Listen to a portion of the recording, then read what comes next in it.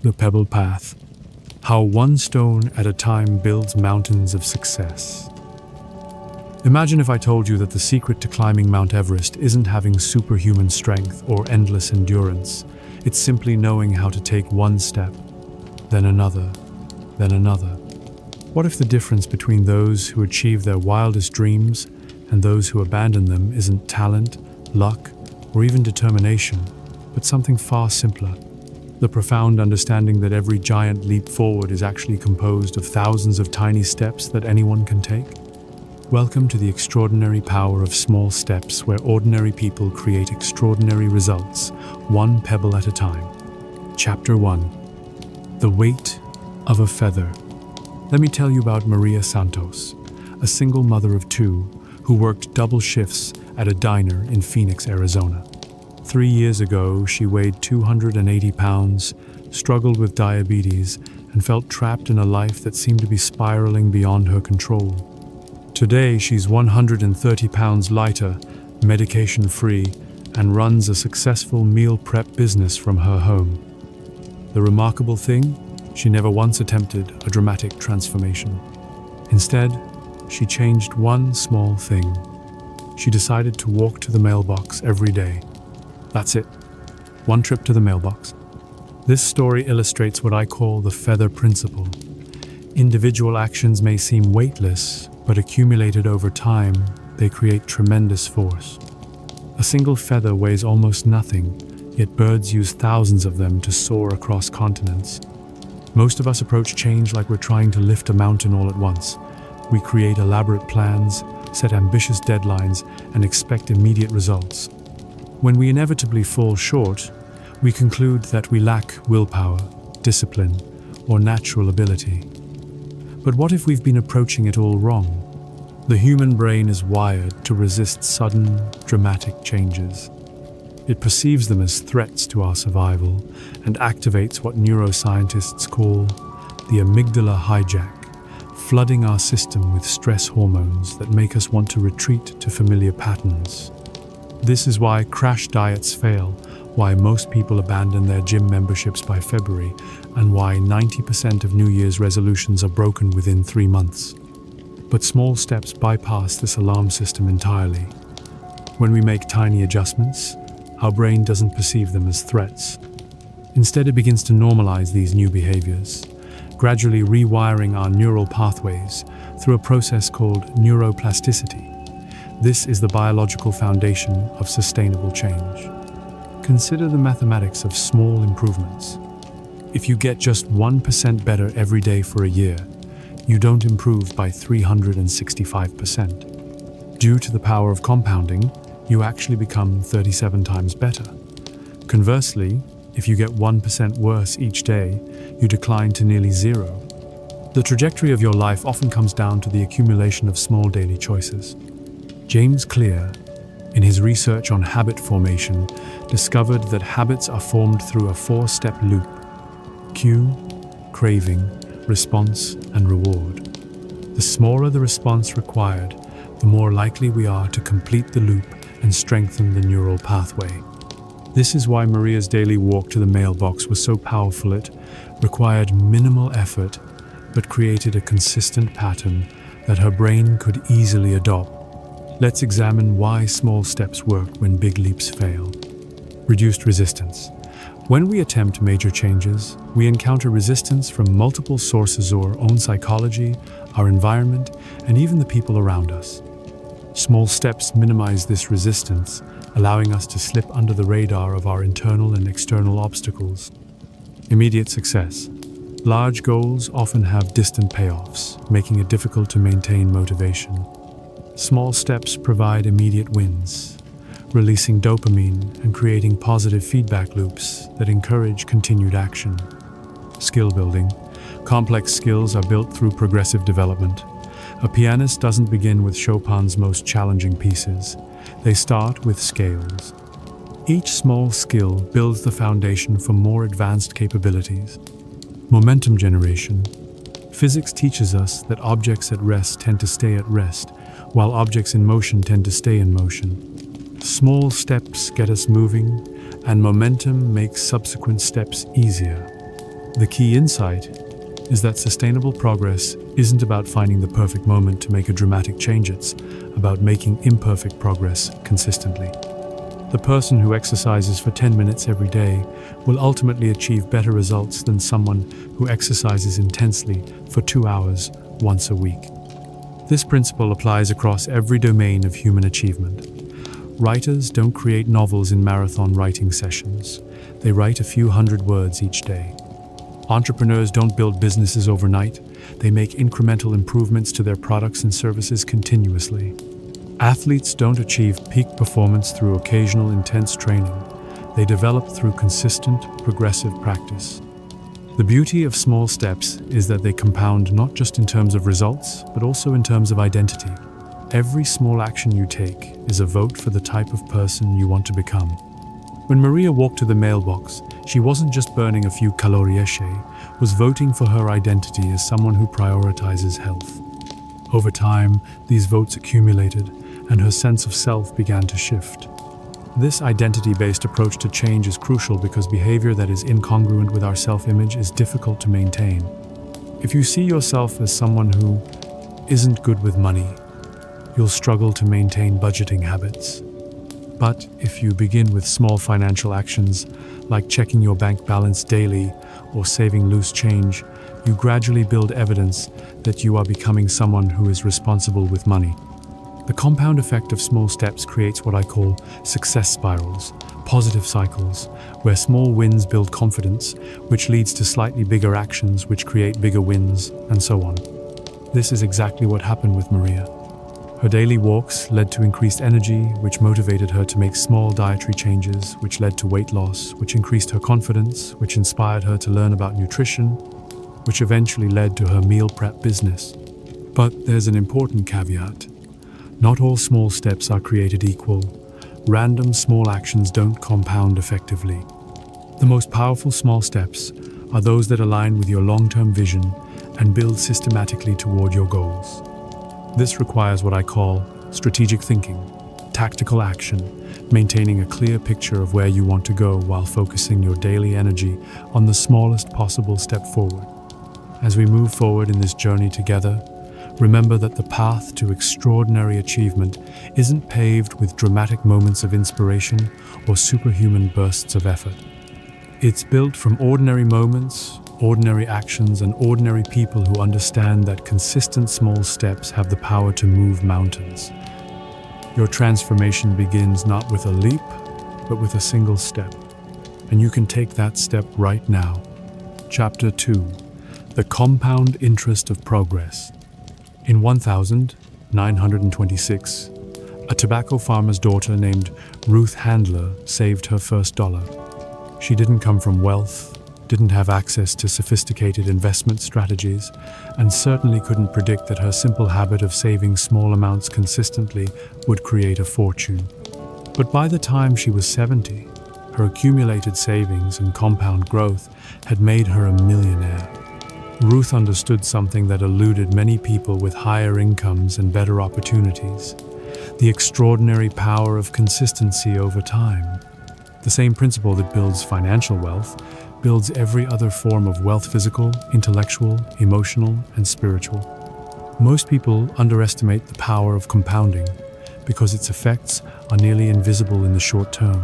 The difference between saving $100 per month and $120 per month seems trivial in year one, but over 30 years, that extra 20 monthly becomes a difference of over 50.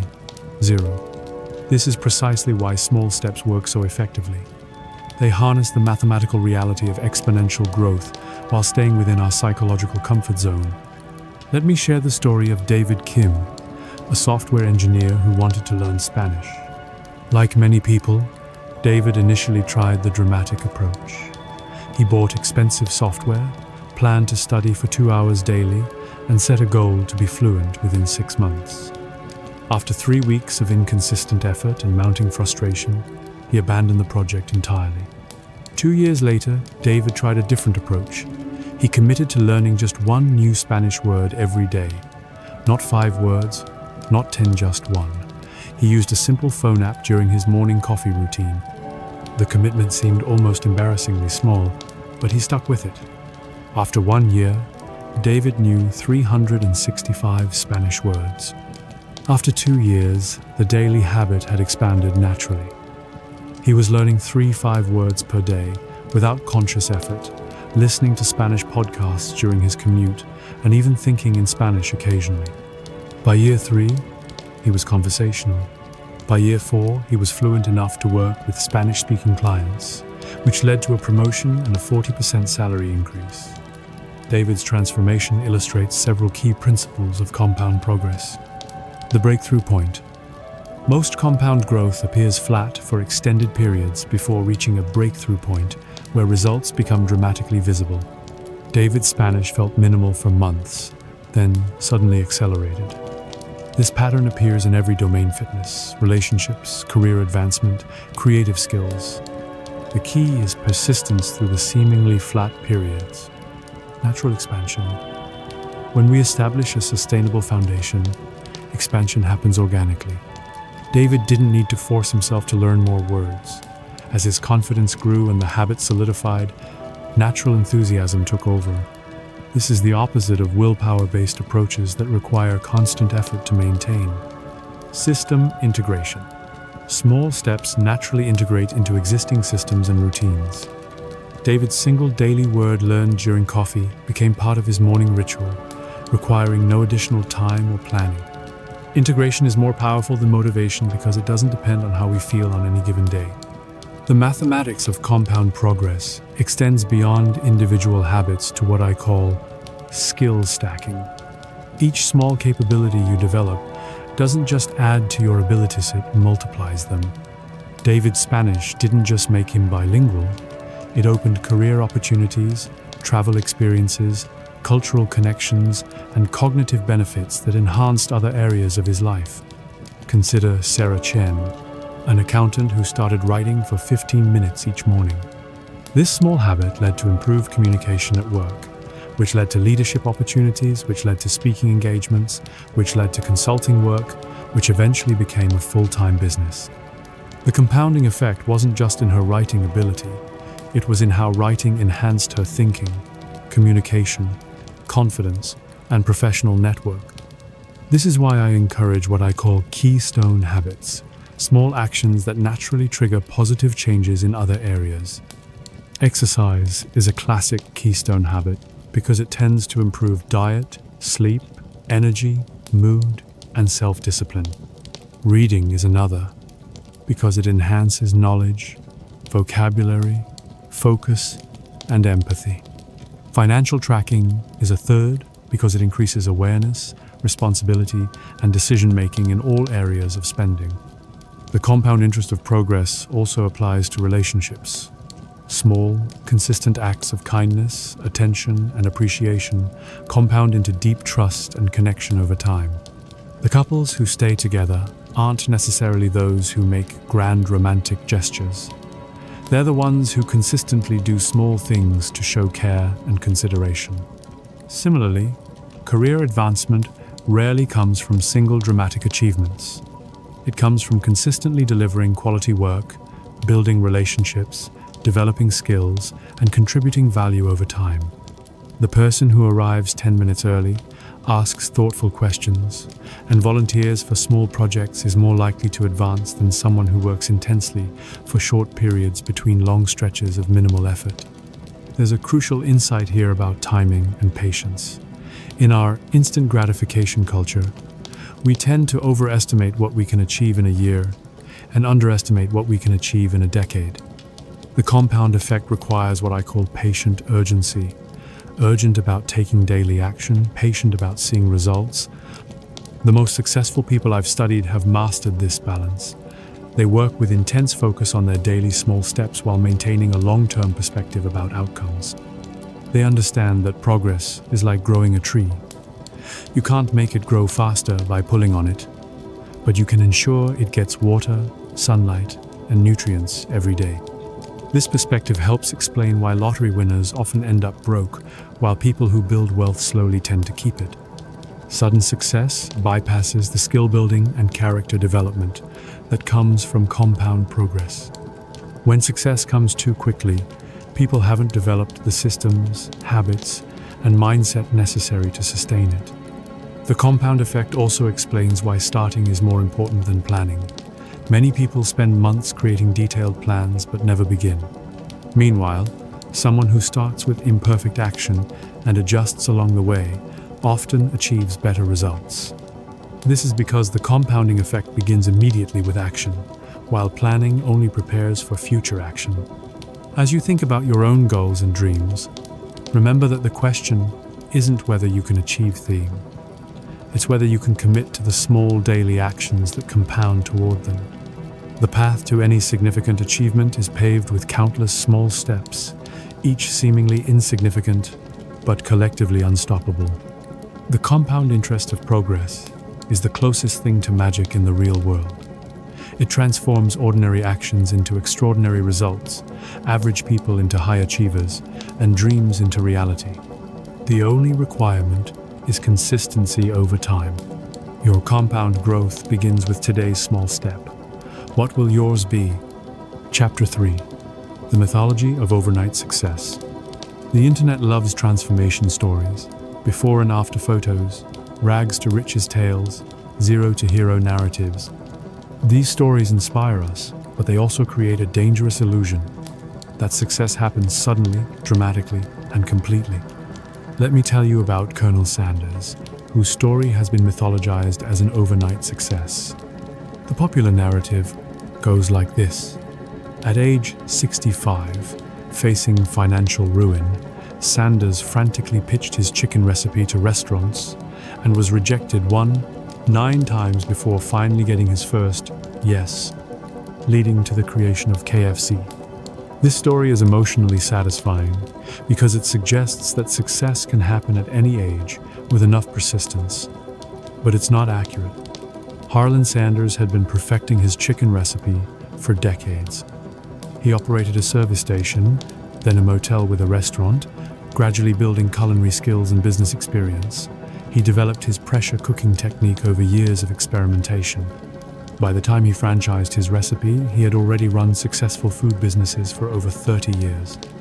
The overnight success was actually the culmination of a lifetime of small steps, iterations, and accumulated expertise.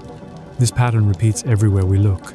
The Beatles were supposedly discovered on The Ed Sullivan Show, but they had already played over 200 live performances in Hamburg and Liverpool, writing dozens of songs and refining their craft for years. Steve Jobs didn't invent the iPhone in a flash of inspiration. Apple had been developing mobile device technology, user interface design, and supply chain capabilities for decades before the iPhone's 2007 launch.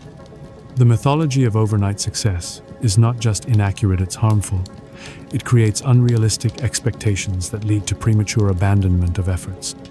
When we expect dramatic results quickly and don't see them, we conclude that we're not talented, lucky, or destined for success.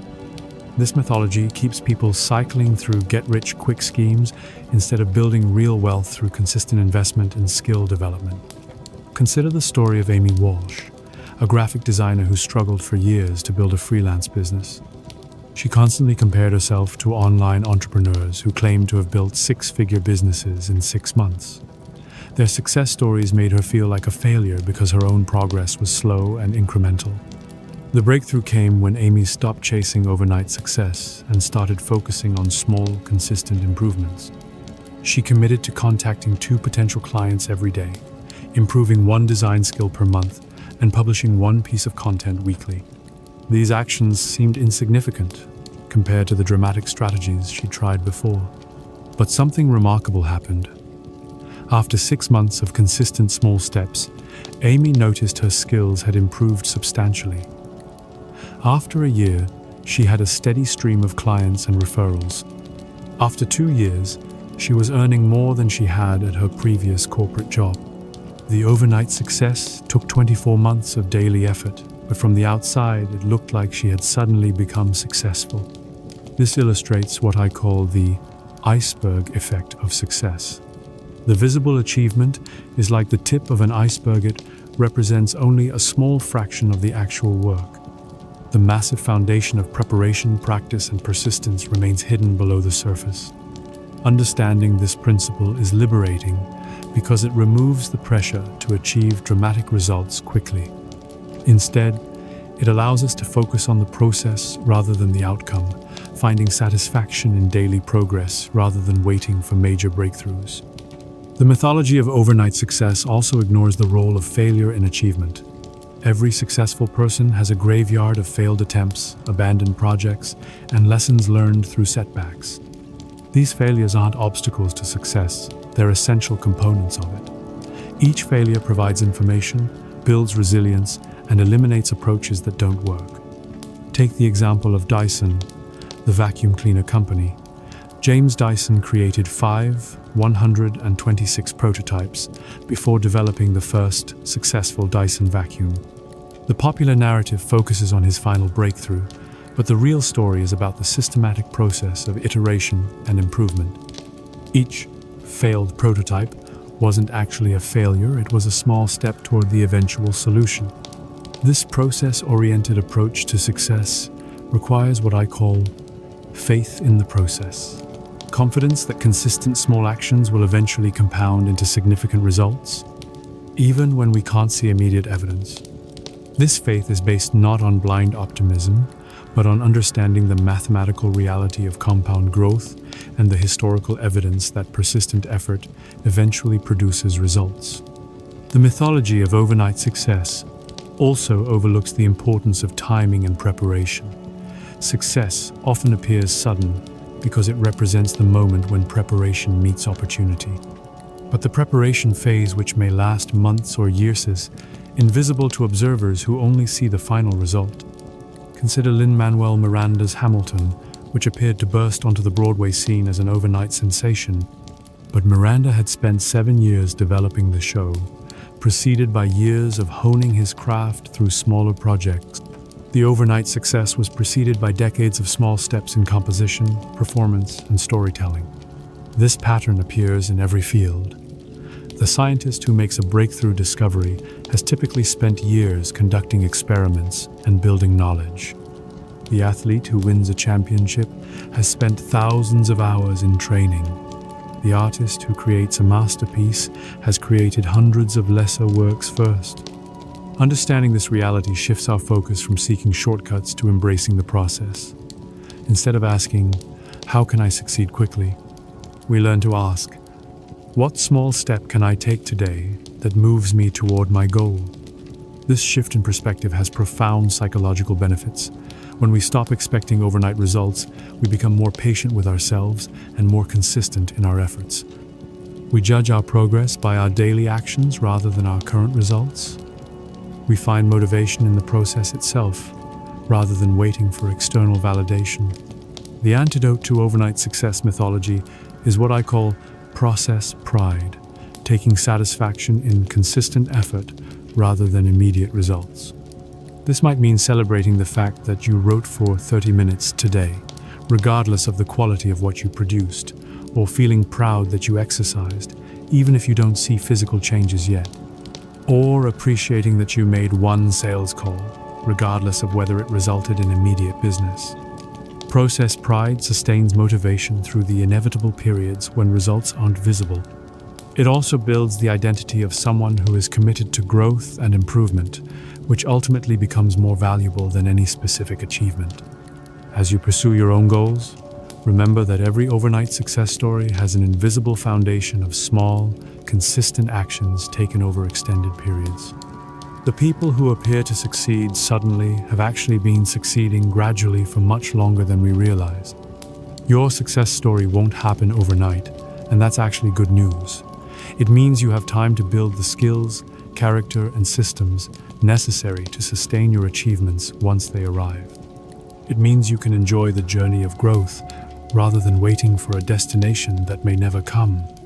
The path to success is not a sprint or even a marathon, it's a daily walk in the right direction.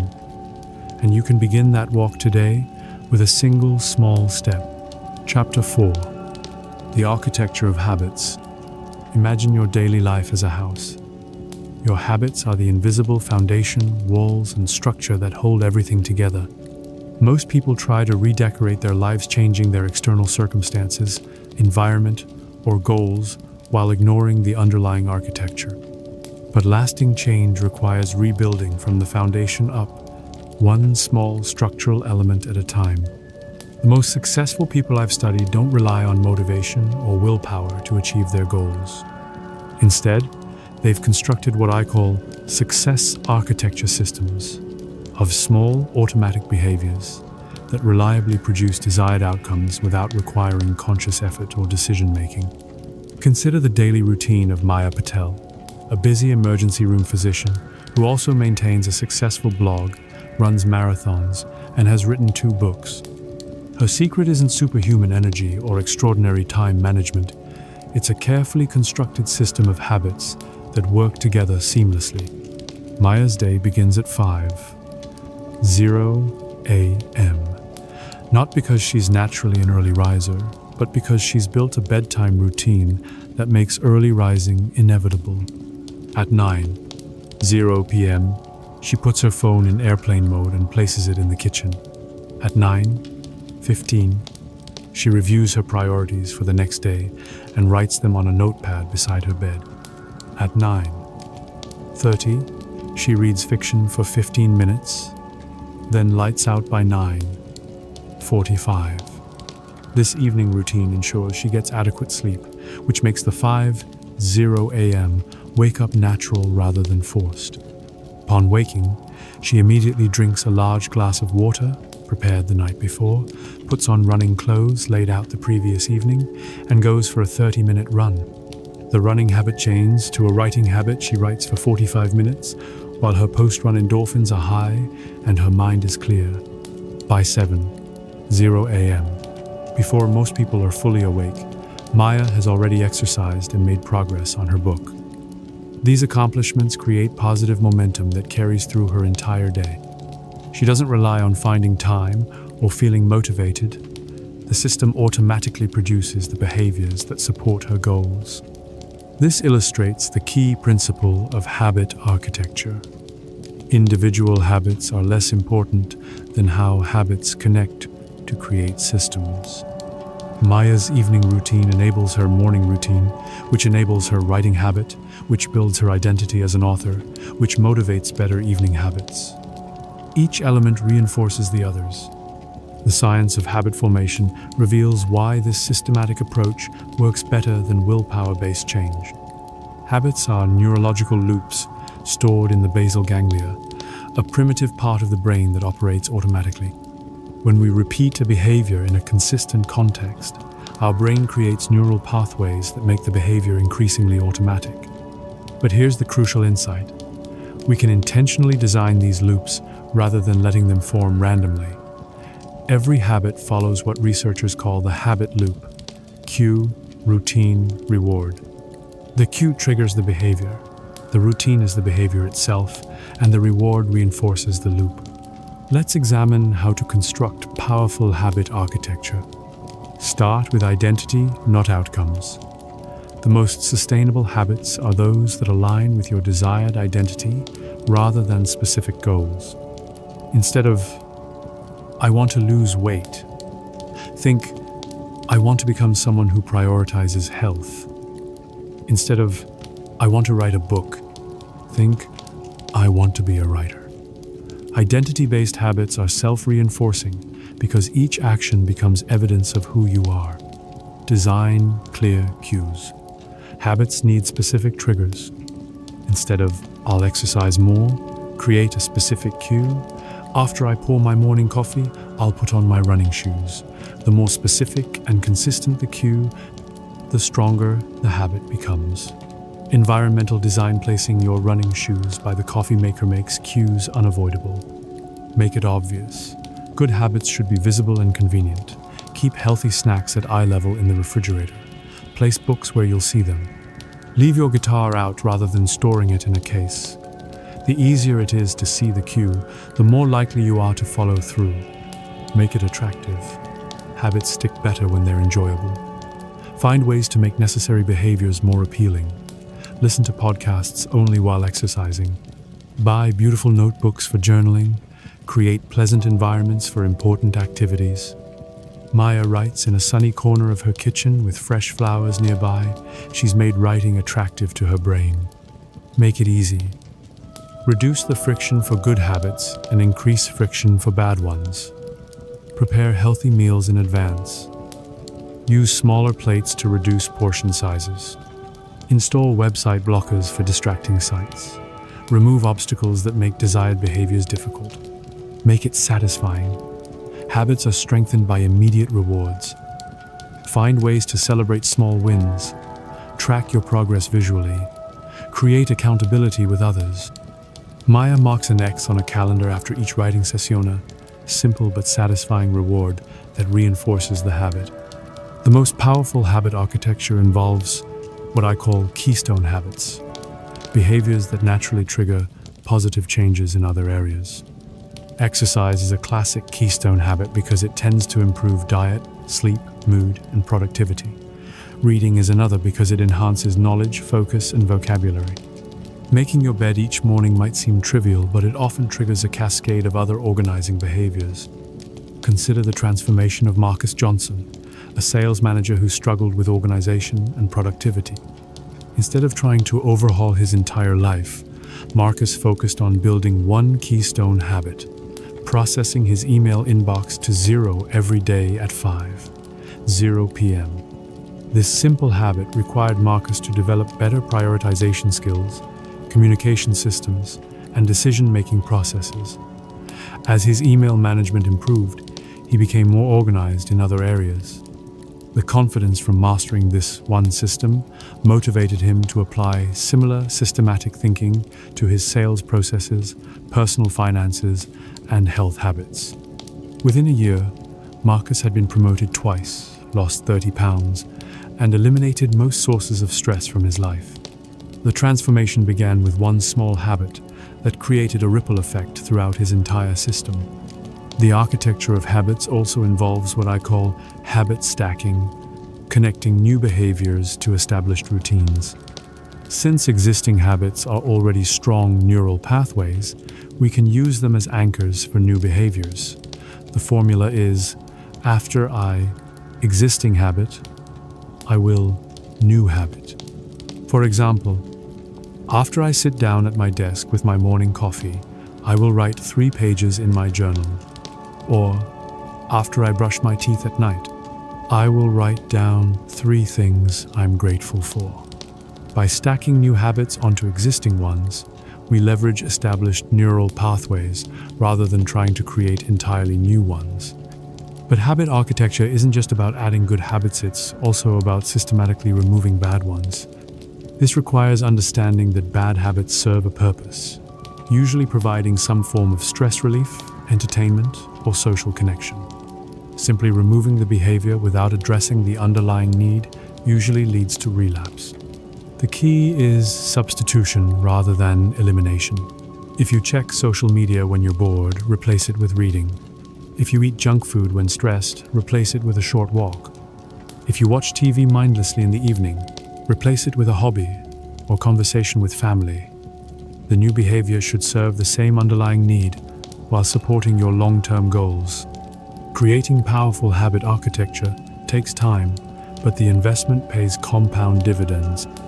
Once your systems are in place, they run automatically, freeing your mental energy for creativity, relationships, and higher-level thinking. You stop relying on motivation and start relying on systems that work regardless of how you feel on any given day. Remember, you don't rise to the level of your goals, you fall to the level of your systems. Build systems that make your desired behaviors inevitable, and success becomes a natural byproduct of your daily life. The architecture of your life is built one habit at a time. What foundation will you lay today?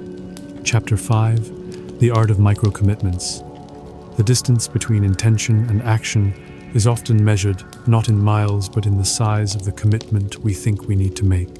Most people fail to start because they believe meaningful change requires massive commitments, 2 hours at the gym, complete diet overhauls, or dramatic lifestyle changes. But what if the secret to lasting transformation lies in commitments so small they seem almost ridiculous?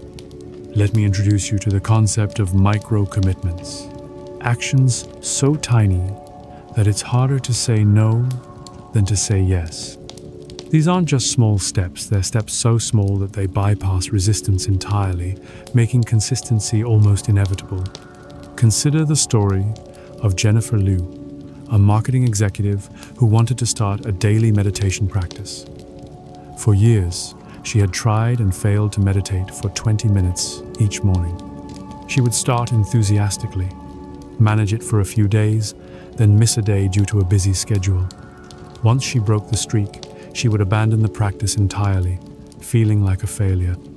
Everything changed when Jennifer discovered micro-commitments. Instead of 20 minutes, she committed to taking 3 conscious breaths every morning after starting her coffee maker. Not 3 minutes of breathing 3 individual breaths. The commitment was so small it felt silly, but that's exactly why it worked. Jennifer never missed a day because taking 3 breaths takes less than 30 seconds and requires no special equipment, location, or mindset. But something remarkable happened. After 2 weeks of consistent 3-breath sessions, she naturally began extending them. Some days she would take 5 breaths, then 10, then a full minute of mindful breathing. After 3 months, Jennifer was naturally meditating for 10, 15 minutes most mornings, not because she forced herself to, but because the micro-commitment had built both the habit and the identity of someone who meditates. The key was that she never increased the commitment, she maintained the 3-breath minimum while allowing natural expansion when it felt right. This illustrates the fundamental principle of micro-commitments. They work by eliminating the psychological barriers that prevent action. When a commitment is small enough, all the usual excuses disappear. You can't say you don't have time for 3 breaths. You can't say you're too tired, too busy, or too stressed. The commitment is smaller than the resistance. Micro-commitments leverage what psychologists call the Zeigarnik effect, our tendency to remember interrupted or incomplete tasks better than completed ones. When we start something, even something tiny, our brain wants to continue. This natural momentum often carries us beyond our minimum commitment. The art of designing effective micro-commitments follows several key principles. The 2-minute rule. If your commitment takes longer than 2 minutes, make it smaller. Want to read more? Commit to reading 1 page, not 1 chapter. Want to exercise? Commit to putting on your workout clothes, not completing a full workout. Want to eat healthier? Commit to eating 1 piece of fruit, not overhauling your entire diet. Focus on showing up, not results. The goal of a micro-commitment isn't to produce significant results, it's to establish the identity and routine that will eventually produce results. Jennifer's 3 breaths weren't meaningful because of their physiological benefits. They were meaningful because they reinforced her identity as someone who meditates daily.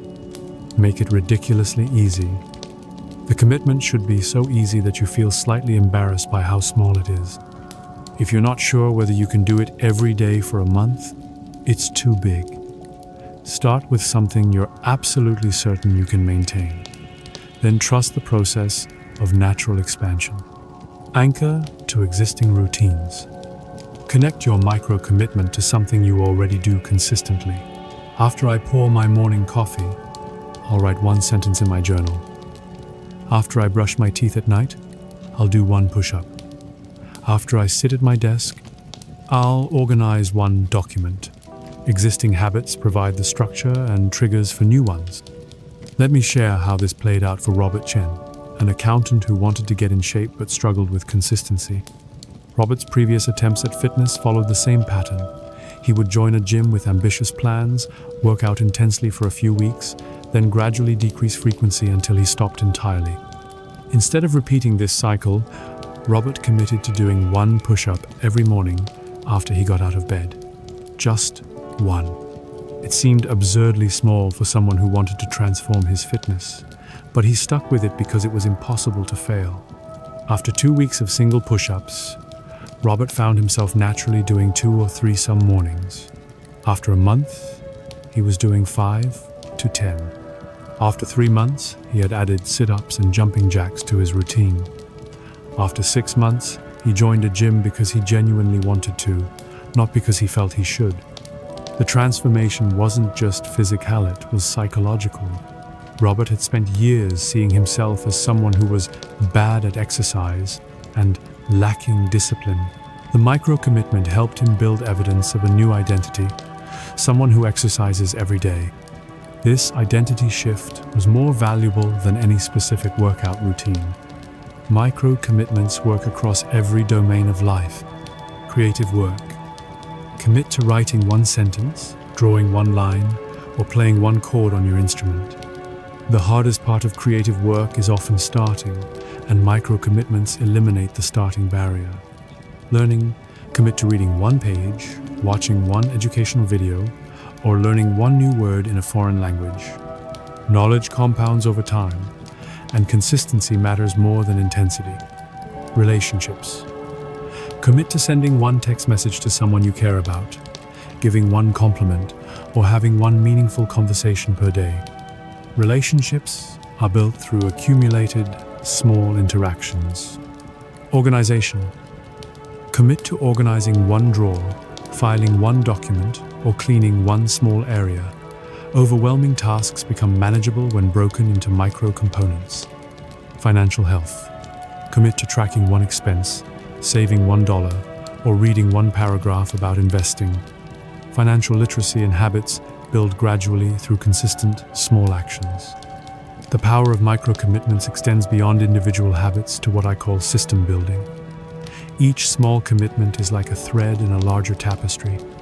Individually, they might seem insignificant, but together they create a life of intentional growth and consistent progress. There's also a profound psychological benefit to keeping micro-commitments. They build what researchers call self-efficacy, the belief in your ability to succeed at tasks and reach goals. Every time you keep a commitment to yourself, no matter how small, you strengthen your trust in your own reliability. This internal trust becomes the foundation for larger achievements. Many people resist micro-commitments because they seem insignificant compared to their ambitious goals, but this misses the point entirely. Micro-commitments aren't about achieving your goals directly, they're about becoming the type of person who achieves goals. They build the systems, habits, and identity that make larger achievements possible. The most successful people I know didn't get there through dramatic gestures or heroic efforts. They got there through the accumulation of small, consistent commitments that seemed almost trivial to outside observers, but created profound changes over time. Your transformation doesn't begin with a grand gesture, it begins with a micro-commitment so small you can start it right now. What will yours be? Chapter 6. Navigating resistance and setbacks. Every worthwhile journey encounters resistance. Not once, not occasionally, but as a constant traveling companion. The question isn't whether you'll face obstacles, setbacks, and inner resistance, it's how you'll respond when they inevitably appear. The difference between those who achieve lasting change and those who repeatedly start and stop lies not in avoiding resistance, but in developing a sophisticated understanding of how to work with it. Let me tell you about Elena Rodriguez, a teacher who had tried to establish a morning running routine at least a dozen times over 5 years. Each attempt followed the same pattern. Initial enthusiasm, a few days or weeks of consistency, then a setback that derailed everything. Sometimes it was bad weather, sometimes a late night, sometimes just feeling unmotivated. Each time, she would stop completely and eventually try again months later. Elena's breakthrough came when she realized she had been treating resistance as evidence that she should quit, rather than as a normal part of the process. Instead of trying to eliminate resistance, she learned to work with it systematically. Resistance comes in many forms, and recognizing its patterns is the first step to overcoming them. Physical resistance. Your body rebels against new demands. Muscles ache, energy flags, sleep patterns disrupt. This is normal biological feedback, not a sign you should quit. Emotional resistance. Fear of failure, imposter syndrome, perfectionism, or simply feeling not in the mood. These emotions are predictable responses to change. not accurate assessments of your capabilities. Social resistance. Friends and family, often unconsciously, may discourage your changes because they threaten the status quo. You don't need to get up so early, or one piece of cake won't hurt. This resistance often comes from love but can derail progress. Environmental resistance. External circumstances that make your desired behaviors more difficult. Bad weather, schedule changes, equipment failures, or life disruptions. Mental resistance. The inner voice that provides rational-sounding reasons to skip today, start Monday, or try a different approach. This is often perfectionism in disguise. Elena learned to anticipate and plan for each type of resistance. For physical resistance, she started with shorter runs and focused on consistency rather than intensity. For emotional resistance, she developed what she called minimum viable effort. On days when motivation was low, she committed to putting on running shoes and walking to the end of the block. Often, this small action was enough to overcome the emotional hurdle. For social resistance, Elena enlisted her family's support by explaining her goals and asking for encouragement rather than trying to change alone. For environmental resistance, she created contingency plans, indoor alternatives for bad weather, different route options for various schedules. For mental resistance, Elena developed what I call implementation intentions, if-then plans that predetermined her response to common obstacles. If I don't feel like running, then I'll put on my shoes and commit to 5 minutes. If the weather is bad, then I'll do jumping jacks in my living room. If I oversleep, then I'll run after work instead of skipping entirely. This systematic approach to resistance transformed Elena's relationship with setbacks. Instead of seeing them as failures, she began to see them as data points that helped her refine her system. Each obstacle became an opportunity to build resilience and problem-solving skills. The concept of setback immunity is crucial here. Most people experience setbacks as evidence that they're not cut out for success. But setbacks are actually neutral events. Their impact depends entirely on how we interpret and respond to them. The most successful people I've studied don't experience fewer setbacks. They have better setback recovery systems. Consider the story of Michael Park, an entrepreneur who wanted to write a business book. Michael's first attempt at writing followed a familiar pattern: enthusiastic start, steady progress for several weeks, then a business crisis that demanded his full attention for 2 weeks. When he returned to writing, he felt like he had lost momentum and abandoned the project. 6 months later, Michael tried again, but this time he prepared for setbacks.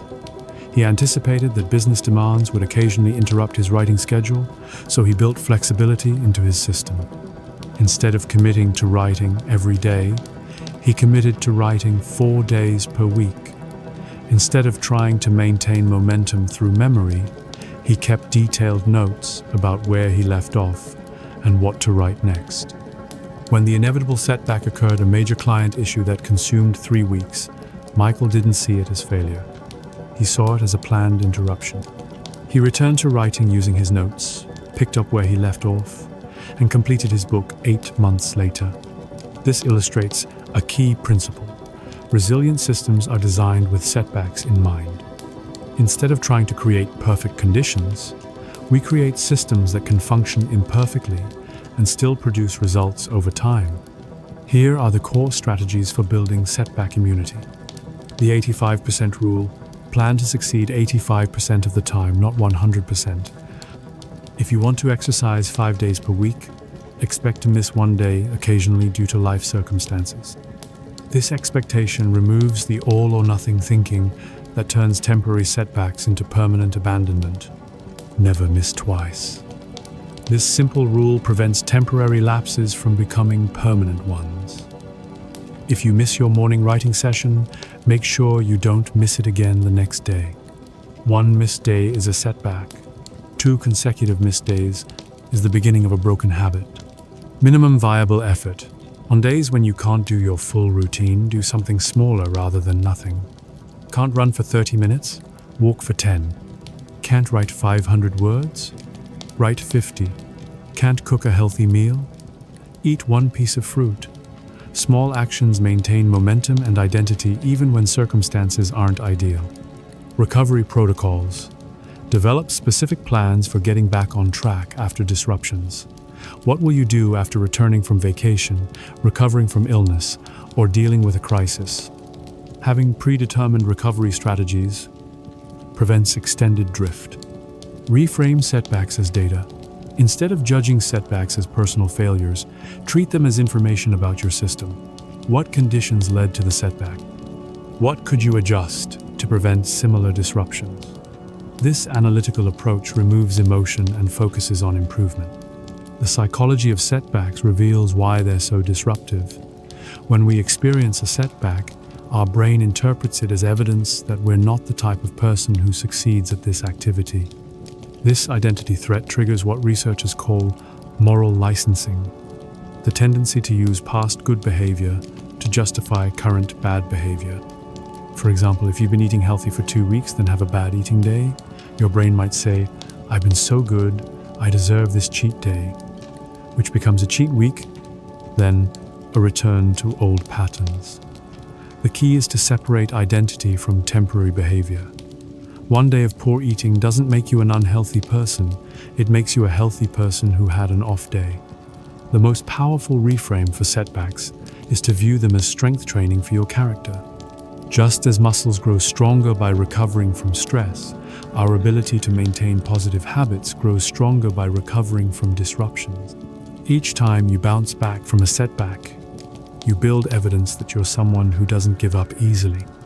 There's also the concept of productive failure setbacks that provide valuable information and motivation. Sometimes a setback reveals weaknesses in your system that need addressing. Sometimes it clarifies your priorities or strengthens your commitment. Sometimes it teaches you something about yourself that ultimately makes you more successful. Elena's running journey illustrates this perfectly. Her numerous false starts weren't failures. They were research phases that taught her about her patterns, preferences, and obstacles. Each failed attempt provided information that made her eventual success possible. The path forward isn't about avoiding resistance and setbacks, it's about building systems and mindsets that make them manageable. Resistance is often a sign that you're doing something important and challenging. Setbacks are proof that you're attempting meaningful change. As you encounter your own resistance and setbacks, remember that they're not bugs in the system, they're features.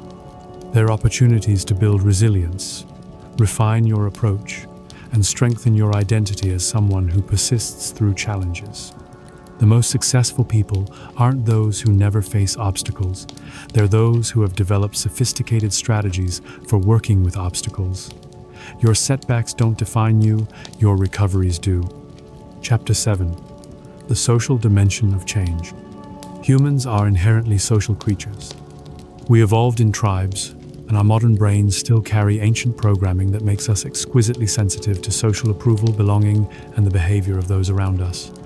This social dimension of human nature can either accelerate our progress or sabotage it entirely. Understanding how to harness social forces is crucial for sustainable change.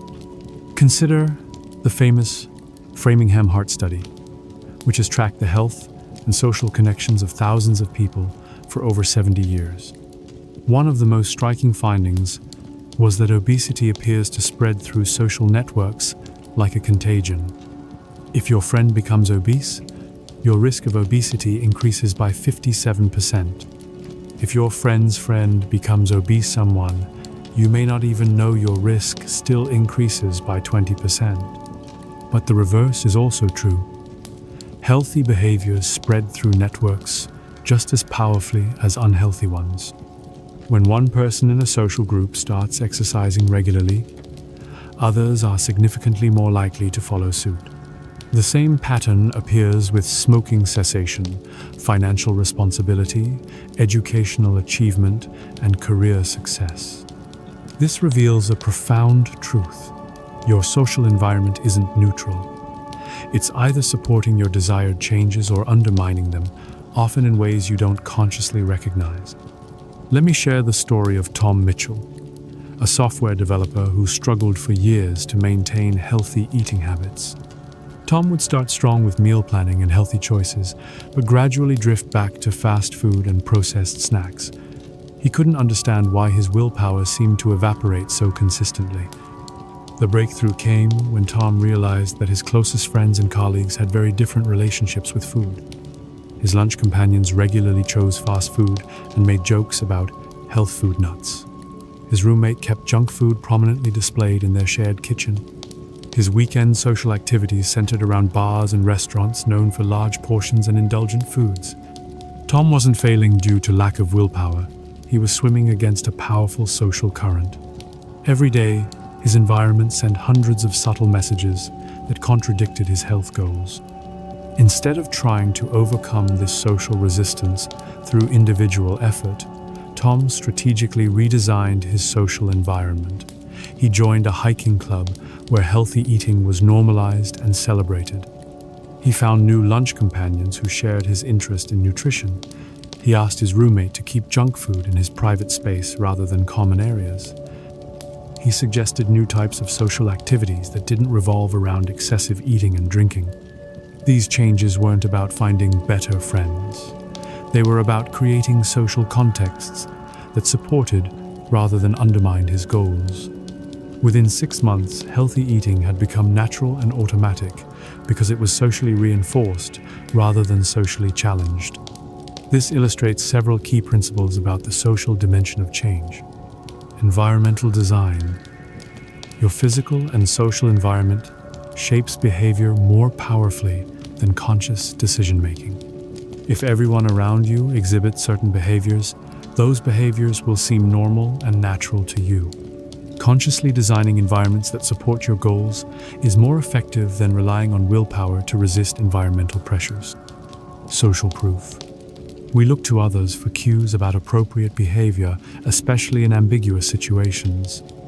If you want to develop a new habit, find communities where that habit is already normal.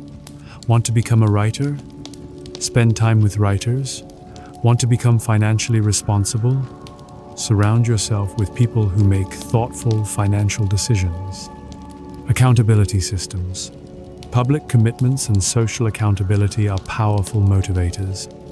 When others know about your goals and expect regular updates, you're significantly more likely to follow through. This isn't just about external pressure. It's about leveraging your fundamental need for social approval and consistency. Identity reinforcement. The way others see us influences how we see ourselves. If you're consistently recognized as the healthy one or the organized one in your social group, you'll tend to live up to that identity. Conversely, if you're seen as someone who never follows through, you may unconsciously fulfill that expectation. The challenge is that changing your social environment can feel risky. What if existing friends feel abandoned? What if new communities don't accept you? What if you lose important relationships? These concerns are valid, but they often reflect a false choice between staying the same and completely abandoning your current social circle. Most successful social environment changes involve addition rather than subtraction, adding new communities and relationships while maintaining existing ones that matter to you. Consider the approach taken by Lisa Park, a marketing manager who wanted to develop leadership skills. Instead of leaving her current job or abandoning existing friendships, Lisa added new social contexts that supported her growth. She joined a professional women's organization, attended leadership workshops, and found a mentor in her field. These additions didn't replace her existing relationships, but they provided new social contexts where leadership behavior was expected and celebrated. Over time, the skills and confidence Lisa developed in these new environments began influencing her behavior in existing contexts as well. Lisa's colleagues began to see her differently as she demonstrated new capabilities. Her friends appreciated her increased confidence and decision-making skills. The identity shift that began in new social contexts eventually transformed her entire social experience. This gradual approach is often more sustainable than dramatic social changes because it allows for natural evolution rather than forced transformation. It also provides multiple social contexts for different aspects of your identity, which creates resilience if one area becomes challenging. Here are practical strategies for leveraging social forces. Find your tribe. Identify communities where your desired behaviors are normal and celebrated. This might be online forums, local clubs, professional organizations, or hobby groups. The key is finding places where you can be around people who are already doing what you want to do. Create accountability partners. Find someone with complementary goals who can provide regular check-ins and encouragement. This works best when both people benefit from the relationship and when check-ins are structured rather than casual. Make public commitments. Share your goals with people who matter to you, but be strategic about this. Choose supporters who will encourage rather than undermine your efforts. Consider writing about your journey publicly or joining online communities focused on your area of change. Become a role model. One of the fastest ways to solidify new behaviors is to help others develop them too. Teach what you're learning. Mentor someone who's starting where you were, or simply model the behaviors you want to see. Teaching reinforces learning and creates accountability. Design social cues. Arrange your social environment to provide positive cues for desired behaviors. This might mean scheduling regular activities with health-conscious friends, joining professional organizations in your field, or participating in communities aligned with your values. The social dimension of change also includes managing the inevitable resistance you'll encounter from some existing relationships. Not everyone will support your growth, and some people may actively discourage it. This resistance often comes from their own insecurities or fear of being left behind. The key is to respond with empathy while maintaining your boundaries.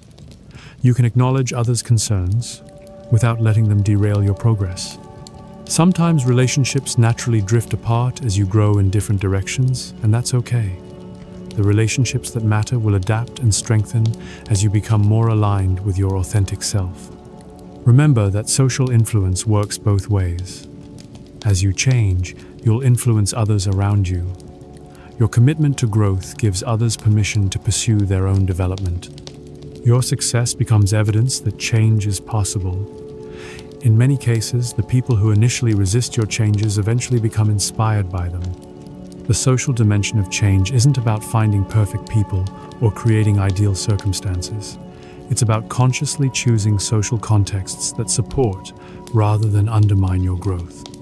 It's about recognizing that individual willpower has limits, but social support can provide the momentum needed for lasting transformation. Your journey of growth doesn't happen in isolation, it happens in community. Choose your communities wisely, and they'll carry you further than you could ever go alone. Chapter 8. Measuring What Matters. In 1954, management consultant Peter Drucker wrote, "What gets measured, gets managed." This principle has guided business success for decades, but it applies equally to personal transformation. The challenge isn't just measuring progress, it's measuring the right things in the right way. Most people either don't measure their progress at all, or they measure outcomes that don't provide useful feedback for improvement. Let me tell you about two people who approached measurement very differently. Sarah Chen set a goal to lose 30 pounds and measured her progress by stepping on the scale every morning. Despite following a healthy diet and exercise routine, her weight fluctuated daily due to water retention, hormones, and other factors. Some days the scale showed progress. Other days it showed setbacks, even when her behaviors were consistent. The emotional roller coaster of daily weigh-ins eventually led to frustration and abandonment of her healthy habits. Meanwhile, David Rodriguez had the same weight loss goal but measured different metrics. Instead of daily weigh-ins, he tracked his daily behaviors. Did he eat vegetables with every meal? Did he exercise for at least 20 minutes? Did he drink 8 glasses of water? Did he get 7 hours of sleep? He also measured weekly indicators like energy levels, sleep quality, and how his clothes fit. David's approach focused on leading indicators, behaviors he could control, rather than lagging indicators, outcomes that reflected past actions. This measurement system provided daily feedback that helped him adjust his approach in real time. When weight loss occurred, it felt like a natural result of consistent behaviors rather than a goal he was desperately chasing. The difference in these approaches illustrates a fundamental principle. What we measure shapes how we think and behave. Poor measurement systems create frustration, confusion, and abandonment. Effective measurement systems provide clarity, motivation, and actionable feedback. Here are the key characteristics of effective measurement systems for personal change. Focus on process over outcomes. Outcomes are important for setting direction, but process measurements drive daily behavior. Instead of measuring pounds lost, measure workouts completed and healthy meals eaten. Instead of measuring money saved, measure unnecessary purchases avoided and budget reviews completed. Emphasize leading indicators. Leading indicators predict future results and can be influenced immediately. Lagging indicators reflect what already happened and may not change for weeks or months. Daily reading time is a leading indicator for knowledge growth. Test scores are lagging indicators. Daily relationship investments are leading indicators for relationship quality. Major conversations are lagging indicators. Make it simple. Complex measurement systems get abandoned quickly. Focus on 2-3 key metrics that capture the essence of your desired change. If you're tracking more than 5 things, you're probably tracking too much. Provide regular feedback. Weekly or monthly measurements aren't frequent enough to influence daily behavior. The most effective measurement systems provide daily or near-daily feedback on your key behaviors. Create positive reinforcement. Measurement should feel motivating, not punitive. Focus on what you're doing right and look for trends over time rather than daily perfection. Celebrate small wins and progress indicators. Let me share how Rachel Kim applied these principles to develop a daily writing practice. Rachel's initial approach was to measure her progress by word count, setting a goal of 500 words per day. This seemed logical. More words meant more progress, right? But Rachel discovered that word count created perverse incentives. On days when she wrote thoughtfully and edited carefully, her word count was lower than days when she wrote quickly and carelessly. She began rushing through her writing to hit her daily number, which reduced the quality and enjoyment of the process. Rachel redesigned her measurement system around process indicators. Did she write for at least 30 minutes? Did she complete her writing before checking email or social media? Did she write down 3 ideas for future writing projects? Did she read and edit yesterday's work before starting new writing? These measurements focused on the behaviors that would create long-term writing success. Quality naturally improved because the measurement system rewarded thoughtfulness over speed. Consistency improved because the measurements were achievable regardless of inspiration or energy levels. After 6 months with this system, Rachel had completed her first novel, not because she was chasing word count, but because consistent, quality-focused writing sessions naturally accumulated into substantial work. This principle extends beyond individual habits to what I call life measurement systems. Just as businesses use dashboards to monitor key performance indicators, successful individuals often create personal dashboards that track the metrics most important to their overall well-being and growth. Consider the dashboard created by Marcus Thompson, a busy executive who wanted to maintain balance across multiple life areas: health, days exercised per week, hours of sleep per night, glasses of water per day; relationships, meaningful conversations with family members, date nights with spouse, calls or texts to friends; growth, pages read, courses completed, new skills practiced; career, key projects advanced, team members developed, strategic planning time; contribution, volunteer hours, mentoring sessions, community involvement. Marcus reviewed these metrics weekly, not to judge himself harshly, but to identify patterns and make adjustments.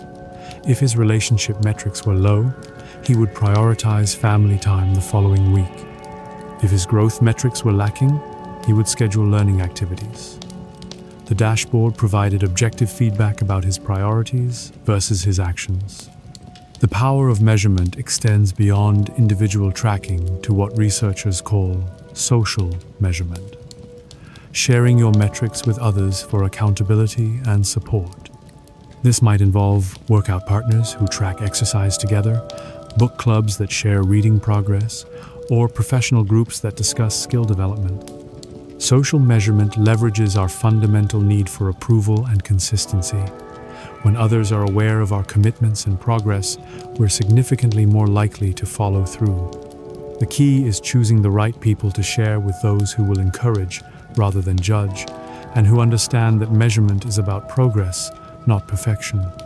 But measurement can also become counterproductive when taken to extremes.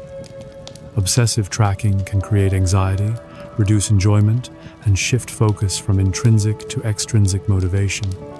The goal of measurement is to increase awareness and provide feedback, not to create additional stress or rigid control. Here are guidelines for healthy measurement practices. Measure to learn, not to judge. Approach your metrics with curiosity rather than judgment. What do the numbers tell you about what's working and what isn't? What patterns do you notice over time? Focus on trends, not daily fluctuations. Daily measurements can be noisy and misleading. Look for weekly and monthly trends rather than getting caught up in day-to-day variations. Adjust based on feedback. If your measurement system isn't helping you improve or maintain motivation, change it. The system should serve your growth, not become a burden. Celebrate progress. Use your measurements to recognize improvement and success, no matter how small. Progress in the right direction is worth celebrating, even if you haven't reached your ultimate goal. Stay connected to purpose. Remember why you're pursuing change in the first place. Measurements should connect to deeper values and purposes, not become ends in themselves. The most sophisticated measurement approach involves what I call adaptive measurement, adjusting your metrics as you grow and change.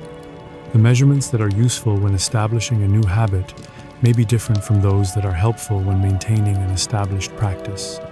For example, when starting an exercise routine, you might measure frequency. Did I exercise today? And duration. How long did I exercise? Once exercise becomes habitual, you might shift to measuring intensity, variety, or specific performance indicators.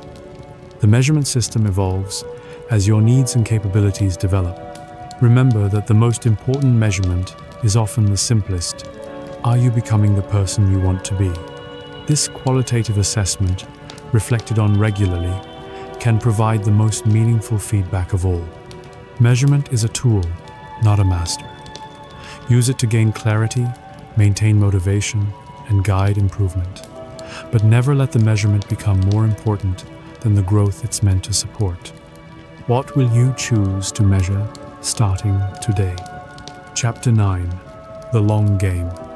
In our culture of instant gratification and overnight success stories, playing the long game has become a lost art.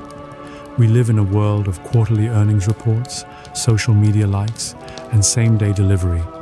But the most meaningful achievements in life-deep relationships, mastery of skills, financial security, personal fulfillment require a fundamentally different approach to time and patience. The long game isn't just about setting long-term goals. It's about developing a mindset that values sustained effort over immediate results, compound growth over linear progress, and system building over quick fixes. It's about making decisions based on who you want to become over the next decade rather than how you feel today.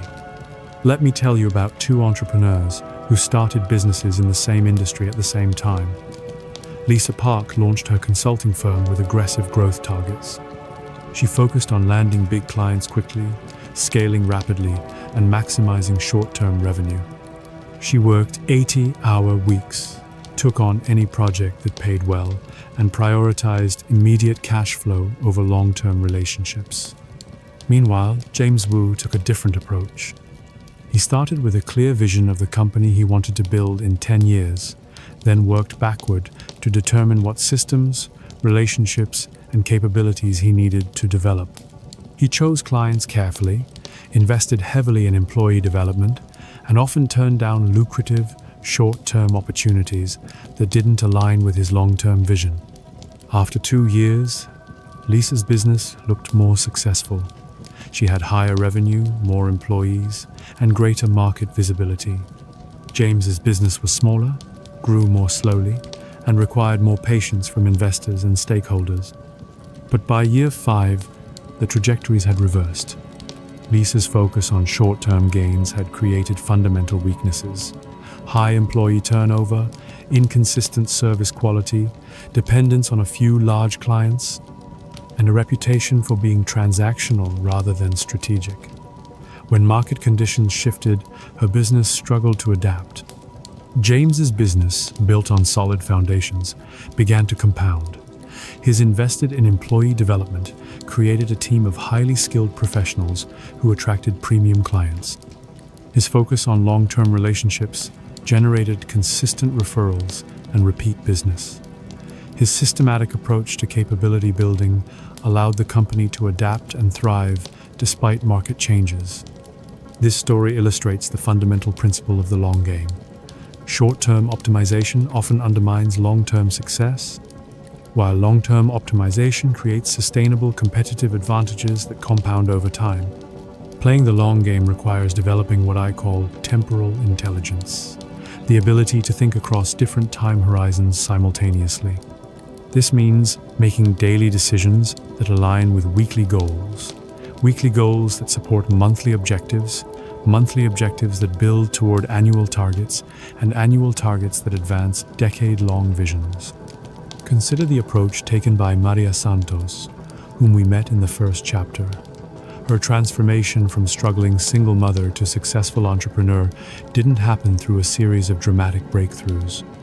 It happened through consistent small actions aligned with a long-term vision of health, financial stability, and professional fulfillment.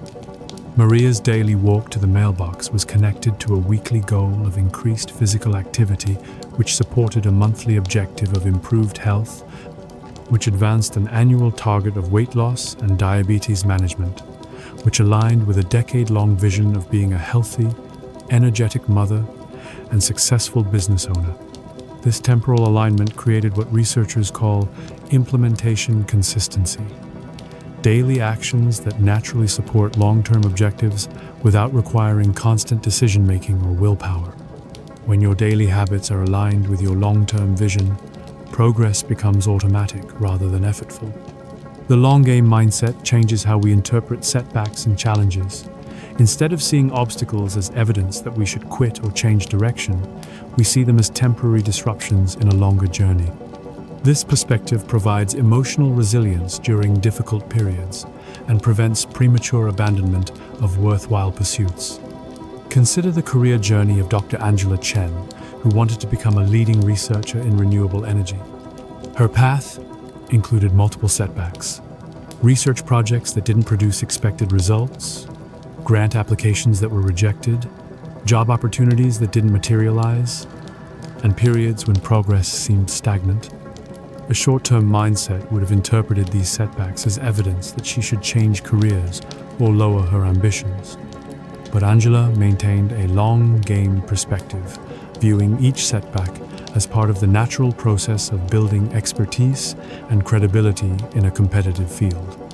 She used rejected research projects as learning opportunities that improved her methodology. She treated failed grant applications as practice for writing better proposals.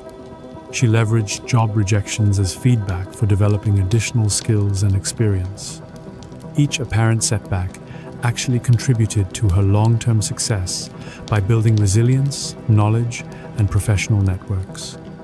After 12 years of consistent effort, Angela achieved her goal of becoming a recognized expert in her field. The setbacks that could have derailed her career actually strengthened it by forcing her to develop capabilities and relationships that made her ultimate success more sustainable. This illustrates a key principle of the long game. Obstacles and delays aren't bugs in the system, they're features that build the character, skills, and resilience necessary for sustained success. Playing the long game also requires what I call patient urgency. maintaining urgency about daily actions while being patient about long-term results. This might seem contradictory, but it's actually the optimal balance for sustainable achievement. Patient urgency means being urgent about showing up consistently, patient about seeing dramatic results, being urgent about learning and improving, patient about achieving mastery, being urgent about taking action today, patient about reaching your destination, being urgent about building systems, patient about seeing them pay off.